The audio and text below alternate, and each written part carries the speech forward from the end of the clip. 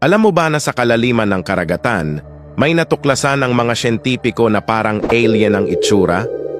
Isang bagong nilalang ang nakita sa Atacama Trench sa kanlurang baybayin ng South America at tinawag nila itong Dulcibella camanchaca o darkness. Sa lalim na 7,900 at 2 metro, kung saan ang presyon ay abot 16,000 pounds per square inch at walang liwanag, buhay ang nilalang na ito.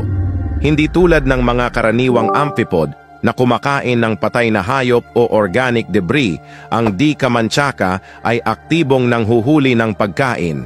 Ito ang kauna-unahang predatory amphipod na natuklasan sa Hadal Zone, mga lugar na mas malalim pa sa 6,000 metro.